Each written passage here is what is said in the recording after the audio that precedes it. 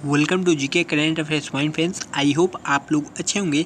तो आज मैं आप लोगों के लिए मॉडर्न फिजिक्स के क्लास लेके आया हूँ। कल ही एक स्टूडेंट ने मॉडर्न फिजिक्स के बारे में बताया, तो मैंने सोचा चलो आज उसी के क्लास कराते हैं। यदि आप लोगों ने मेरे चैनल को सब्सक्राइब नहीं किया तो चैनल को सब्सक्राइब करके बेल आइकॉन प्रेस कर लीजिएगा एंड टेलीग्राम चैनल पे ऐड हो जाइए। यदि आप लोगों का कोई टॉपिक कमज़ोर हो देन उसको भी कमेंट करो, मैं उसके ऊपर भी क्वेश्चंस या कॉन्सेप्ट क्लास ज़रूर लाऊँगा। न्यूट्रॉन की खोज किसने की थी? तो चैडविक ने की थी 1900 कितनी ईस्वी में? 32 ईस्वी में। नेक्स्ट है इलेक्ट्रॉन की खोज थॉमसन ने की थी 1897। 1897 याद रखने का ज़रूरत नहीं है, बस याद रखिए किसने ये खोज की थी, तो ये थॉमसन ने खोज की थी। पोजिट्रॉन की खोज एंडरसन ने की थी। परमाणु के नाभिक में प्रोटॉन व न्यूट्रॉन होते हैं। डायरेक्ट क्वेश्चन आया था एक बार नेवी एमर में कि परमाणु के नाभिक में क्या होते हैं, तो प्रोटॉन एंड न्यूट्रॉन होते हैं। यही सब बेसिक क्वेश्चन आपके एग्जाम्स में आते हैं। न्यूट्रॉन एक अस्थायी कण है। तो न्यूट्रॉन कैसा कण है? एक अस्थायी कण है। प्रकाश किरण पुंज जो अत्यंत दिशिक हो लेजेंस कहलाती है। जो प्रकाश किरण पुंज जो अत्यंत दिशिक हो वो क्या कहलाती है? लेजेंस कहलाती है। चलिए नेक्स्ट देखते हैं। तो नेक्स्ट क्या है? लेजर कहलाती है। लेजर बीमा सदा अपसारी होती है। तो लेजर की जो बीमा होती है वो सदा क्या होती है? अपसारी होती है। नाभिक का आकार क्या होता है? 10⁻15 मीटर होता है। ये भी एक बार क्वेश्चन में पूछा गया था नेवी के। जिस तत्व में 2 प्रोटॉन 2 न्यूट्रॉन और 2 इलेक्ट्रॉन होते हैं उस तत्व की द्रव्यमान संख्या कितनी होती है? तो उस तत्व की द्रव्यमान संख्या 4 होती है। चलिए जो नेक्स्ट है एटॉमिक स्ट्रक्चर, जो कि थोड़ा बताते हुए चलो इसमें से क्वेश्चन जो बनता है। तो आप लोगों को पता होगा एटॉमिक स्ट्रक्चर का डेफिनेशन। सन 1823 ईस्वी में जॉन डाल्टन ने बताया कि प्रत्येक पदार्थ के छोटे छोटे कणों से मिलकर बना होता है, जिन्हें परमाणु कहते हैं। 1932 ईस्वी के पूर्व तक इलेक्ट्रॉन और प्रोटॉन को ही मूल कण फंडामेंटल पार्टिकल्स कहा माना जाता था। इलेक्ट्रॉन की जो खोज हुई थी 1897 में जे थॉमसन द्वारा किया गया था। इन्हें आधुनिक भौतिक का जनक भी कहा जाता है। The father of modern physics कहा जाता है किसे? जे थॉमसन को। इलेक्ट्रॉनिक का जो ऋण आवेशित कण है, इसका द्रव्यमान का आपको मान पहले पता होना चाहिए। 9.1 × 10⁻³ kg है।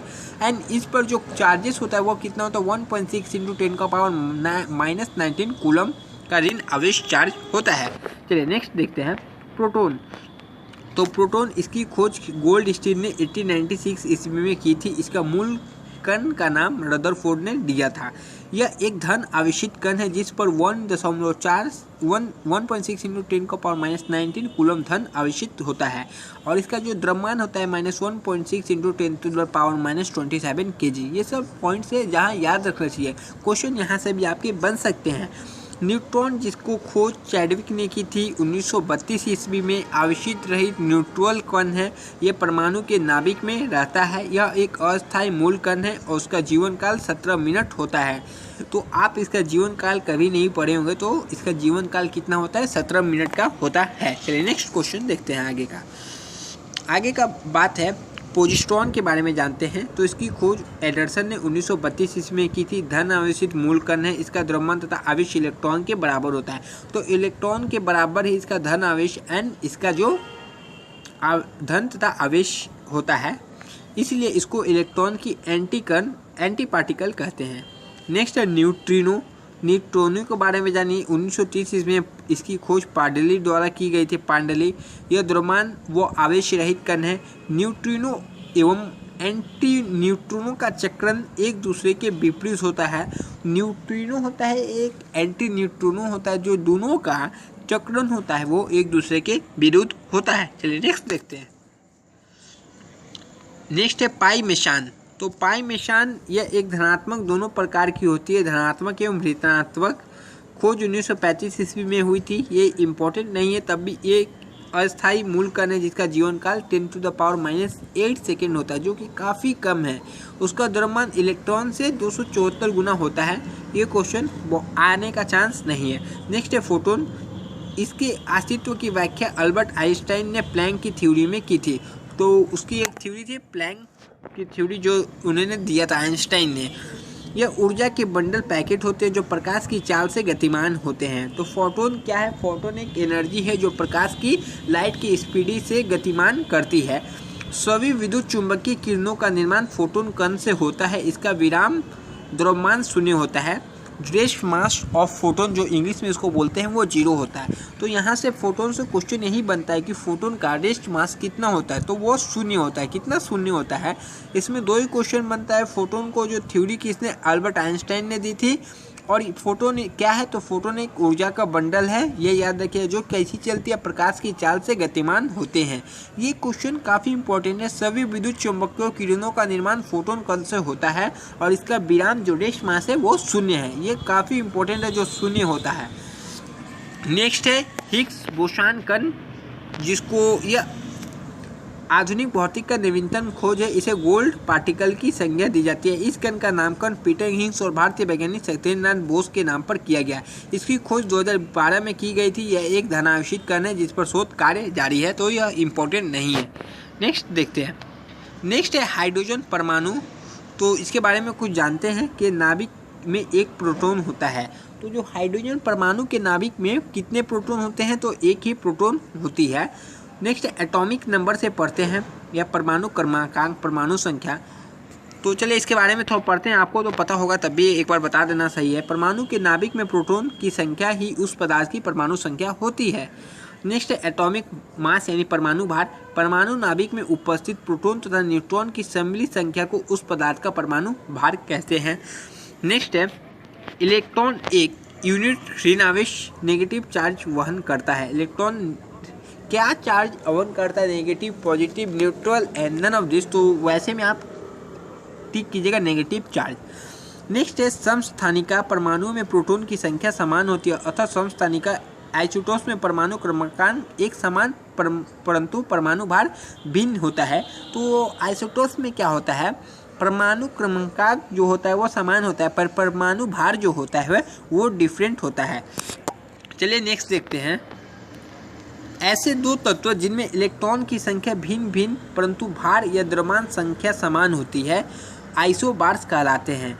तो ऐसे 2 तत्व जिनमें इलेक्ट्रॉन की जो संख्या होती है वो डिफरेंट होती है, परंतु परमाणु जो भार है, एटॉमिक वेट है, वो या द्रव्यमान संख्या वो समान होती है, उसे आइसोबार्स कहते हैं। पोलिनियम जो तत्व के सर्वाधिक समस्थानिक होते हैं, जो पोलिनियम तत्व है उसके सबसे ज़्यादा आइसोबार्स होते हैं।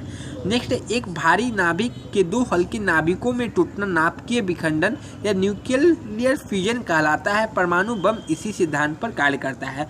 तो न्यूक्लियर फ्यूजन क्या है? एक भारी का 2 हल्के कणों में टूटना, नाभिकों में टूटना नाभिकीय विखंडन है और परमाणु बम इसी सिद्धांत पर कार्य करता है। ये याद रखिएगा, परमाणु बम किस सिद्धांत पर कार्य करता है? तो परमाणु बम आपका न्यूक्लियर फ्यूजन यानी नाभिकीय विखंडन पर कार्य करता है। चलिए नेक्स्ट देखते हैं।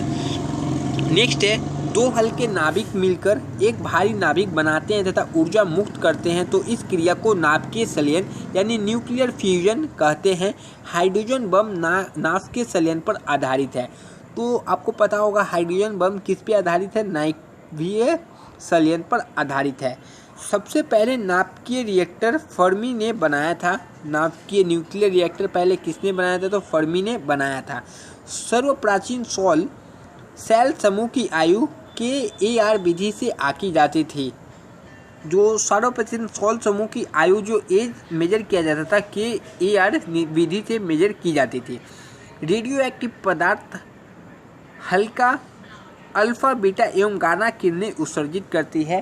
तो इमिट क्या करती है? रेडियो एक्टिव किरण जो एक्टिव है वो जब मेटल पे पड़ती है तो कुछ इमिट करती है। वो क्या इमिट करती है? वो अल्फा, बीटा एवं गामा किरणें को इमिट करती है, यानी उत्सर्जित करती है। सूर्य में ऊर्जा का निर्माण किसके द्वारा होता है? न्यूक्लियर फ्यूजन द्वारा ही होता है, नाभिकीय संलयन द्वारा। ये काफ़ी इंपॉर्टेंट है आपके लिए, नाभिकीय संलयन द्वारा सूर्य में ऊर्जा का निर्माण होता है। नेक्स्ट देखते हैं। नेक्स्ट क्या है? नाभिकीय रिएक्टर और परमाणु बम में प्रमुख अंतर यह है कि नाभिकीय रिएक्टर में श्रृंखला अभिक्रिया चेन रिएक्शन नियंत्रित होती है। तो नाभिकीय रिएक्टर में क्या होती है? दोनों तो आपको नाभिकीय पता चला, एंड परमाणु बम में एक ही अंतर है कि जो नाभिकीय रिएक्टर में होता है वो चेन रिएक्शन होता है।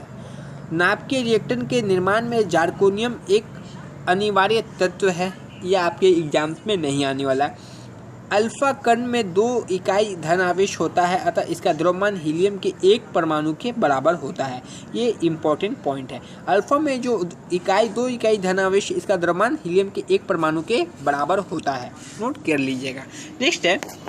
नेक्स्ट क्या है, कोबाल्ट 60 आमतौर पर विकिरण चिकित्सा में प्रयुक्त होता है क्योंकि यह गामा किरणें उत्सर्जित करता है। तो कोबाल्ट का यूज कब करते हैं, विकिरण चिकित्सा पर। नेक्स्ट है, न्यूक्लियर रिएक्टर में कैडमियम या बोरोन का प्रयोग न्यूट्रॉन नियंत्रक के रूप में किया जाता है। क्यूरी रेडियो एक्टिविता धार्मिकता की मापन इकाई है। तो रेडियो एक्टिविटी का जो यूनिट है वो क्या है, क्यूरी है। ये क्यूरी किसके नाम पे पड़ा, madam Curie. And madam Curie से एक बात और बात आपको बताते हैं, मैडम क्यूरी का जो first Nobel prize madam Curie को इन द फीमेल में मिला था। रेडियो कार्बन डेटिंग जीवाश्म की उम्र ज्ञात करने के लिए प्रयुक्त किया जाता है। तो रेडियो कार्बन किस लिए यूज किया जाता है, जीवाश्मों की उम्र ज्ञात करने के लिए प्रयुक्त किया जाता है। चलिए नेक्स्ट देखते हैं। परमाणु रिएक्टर एक आणविक भट्टी है। कैसी भट्टी है, परमाणु रिएक्टर एक आणविक भट्टी है। पृथ्वी का आयु का निर्धारण किससे किया जाता है, यूरेनियम विधि से किया जाता है। ये क्वेश्चन इंपॉर्टेंट है। तो पृथ्वी का एज का निर्धारण कैसे होता है, यूरेनियम विधि से किया जाता है। अनस्टेड रदरफोर्ड ने रॉयल सोसाइटी के सामने कहा था कि मनुष्य को नाभिकीय शक्ति कभी उपलब्ध नहीं होगी क्योंकि उन्हें यह विश्वास था कि आइंस्टाइन का नियम फेल हो जाएगा और मात्रा ऊर्जा में परिवर्तित नहीं होगी। तो ये एक जानने वाली बात है, आपके एग्जाम्स में आएगा नहीं। हाँ, जैसे साइक्लोट्रॉन एक ऐसा त्वरक उपकरण है जिसके द्वारा प्रोटॉन, अल्फा कण तथा न्यूट्रॉन आदि में उच्च वेग उत्पन्न किया जा सकता है। तो साइक्लोट्रॉन एक ऐसा त्वरण है जिसके द्वारा प्रोटॉन, अल्फा कण तथा न्यूट्रॉन आदि में उच्च वेग उत्पन्न किया जा सकता है। पेयजल में गामा उत्सर्जक समस्थानिक की उपस्थिति का पता प्रस्फुरण गणक यानी स्किंटिलेशन काउंटर में लगाया जाता है। ये 2 पॉइंट आपके लिए उतना इम्पोर्टेंट नहीं हो जाता है। चलिए नेक्स्ट देखते हैं। तो नेक्स्ट जो है, तारे अपनी ऊर्जा नाभिकीय संलयन एवं गुरुत्वीय संकुचन से प्राप्त करते हैं। मतलब तारा जो है अपना जो ऊर्जा कहाँ से प्राप्त करता है, नाभिकीय संलयन एवं गुरुत्वीय संकुचन से। सूर्य में नाभिकीय संलयन की क्रिया में हाइड्रोजन का हीलियम में परिवर्तित होता तथा अपार ऊर्जा विमुक्त होती है। मतलब जब सूर्य में नाभिकीय संलयन की क्रिया में हाइड्रोजन का हीलियम में परिवर्तन होता है तब अपार ऊर्जा जो होती है विमुक्त होती है। थोरियम एक महत्वपूर्ण नाभिकीय ईंधन है जो भारत में प्रचुर मात्रा में उपलब्ध है। थोरियम जो है भारत में प्रचुर मात्रा में पाया जाता है। भारत में अनुमानतः थोरियम का 4.5 लाख टन भंडार है। थोरियम का मुख्य स्रोत मैग्नाइट है जो केवल झारखंड, तमिलनाडु, आंध्र प्रदेश एवं राजस्थान में पाया जाता है। हाइड्रोजन बम का जनक किसे माना जाता है, एडवर्ड टेलर को माना जाता है जिन्होंने 1908 ईस्वी में इसे विकसित किया था। चलिए नेक्स्ट देखते हैं कुछ। नेक्स्ट है, नवंबर 1952 ईस्वी में संयुक्त राज्य अमेरिका द्वारा प्रथम हाइड्रोजन बम परीक्षण प्रशांत महासागर में स्थित मार्शल द्वीप में किया गया था। समृद्ध यूरेनियम एक प्राकृतिक यूरेनियम होता है जिसमें रेडियोधर्मी U-235 आइसोटोप का घटक कृत्रिम रूप से बढ़ाया जाता है। यूरेनियम के रेडियोधर्मी विघटन का उत्पाद सीसा लेड है। U-235 जो कि यूरेनियम का समस्थानिक है, प्रयोग परमाणु संयंत्र में ऊर्जा उत्पादन में किया जाता है। ये सब बस आपको जानने वाली बात है, ये सब रट्टा मारने का जरूरत नहीं है, एग्जाम में नहीं पूछा जाने वाला है। भारत का प्रथम परमाणु ऊर्जा केंद्र तारापुर परमाणु ऊर्जा केंद्र है जो ट्रॉम्बे महाराष्ट्र में 1969 ईस्वी में स्थापित किया गया था। पूर्णिमा नाभिकीय रिएक्टर थोरियम चक्र का अध्ययन करने वाला विश्व का प्रथम और एकमात्र रिएक्टर है जो भारत में स्थापित है। ध्रुव पूर्णिमा एवं साइरस भारतीय शोध रिएक्टर है। ध्रुव रिएक्टर को औद्योगिक प्रमुख संयंत्र भी कहा जाता है। इसमें कोबाल्ट 7, क्रोमियम 51 तथा आयोडीन 131 आदि समस्थानिका का उत्पादन किया जाता है। नेक्स्ट है, इंदिरा गांधी आणविक अनुसंधान संस्थान कलवमपुर तमिलनाडु में स्थित है, जिसकी स्थापना 1971 ईस्वी में हुई थी। ये सब कुछ मिक्स्ड क्वेश्चन है जहाँ से पूछा जाता है, इसलिए इसी में शामिल किया गया है। Atomic minerals director for association and research Chennai में स्थापित है, ये भी नहीं आएगा। हरिश्चंद्र रिसर्च इंस्टीट्यूट उत्तर प्रदेश के इलाहाबाद में स्थित है, नहीं आएगा question. Shah institute of nuclear physics Kolkata में स्थित है, आने की संभावना नहीं है। भारी जल D2O के उत्पादन हेतु ट्रॉम्बे में भारी जल बोर्ड स्थापित है, जहां 7 भारी जल संयंत्रों बड़ोदरा, हाजी, कोटा, मंगनौर, तालचेर, थाल एवं तूतीकोड़न में भारी जल के उत्पादन का नियंत्रण किया जाता है। ये भी पॉइंट आपके लिए इम्पोर्टेंट नहीं है। कैगा परमाणु ऊर्जा केंद्र कर्नाटक में एवं राजस्थान परमाणु ऊर्जा संयंत्र रावतभोरा कोटा में स्थित है। बस ये कुछ जनरल नॉलेज वाली बातें हैं जो आप लोग जान लीजिए, ये सब आएगा नहीं आपके भी एग्जाम्स में। चलिए नेक्स्ट देखते हैं। नेक्स्ट है नरोरा उत्तर प्रदेश परमाणु संयंत्र भूकंपीय पेटी 4 में अवस्थित है, जबकि कल्लमपुरम तमिलनाडु पेटी 2 एवं तारापुर महाराष्ट्र पेटी 1 में स्थित है। और इम्पोर्टेंट ये एक देख ली, एक नाभिकीय रिएक्टर में भारी जल का कार्य न्यूट्रॉन की गति को कम करना होता है, ये इम्पोर्टेंट है। नेक्स्ट है और एक देख लीजिए, ये फास्ट ब्रीडर रिएक्टर विलयन की प्रतिक्रिया से बिजली उत्पन्न होता है। भारतीय परमाणु आयोग ने पोखरण राजस्थान में अपना पहला परमाणु परीक्षण 18 मई 1974 ईस्वी को किया, जिसकी आधिकारिक कोड क्या था, स्माइलिंग बुद्धा था। तो बस आज के लिए इतना ही, तब तक के लिए जय हिंद फ्रेंड्स। नेक्स्ट वीडियो में आपसे मिलेंगे। लास्ट के 5 से 7 टॉपिक जो सिर्फ जनरल नॉलेज के बेस पे थे, वो भी आपके एग्जाम्स में पूछे जाते तो ऐड कर दिया था इसी में। तब तक के लिए जय हिंद फ्रेंड्स। नेक्स्ट वीडियो में आपसे मिलेंगे फिर कोई नई टॉपिक लेके। आप लोग कमेंट कीजिए कोई फिजिक्स का टॉपिक जो आपको दिक्कत हो तो मैं उसको ज़रूर करवा दूँगा।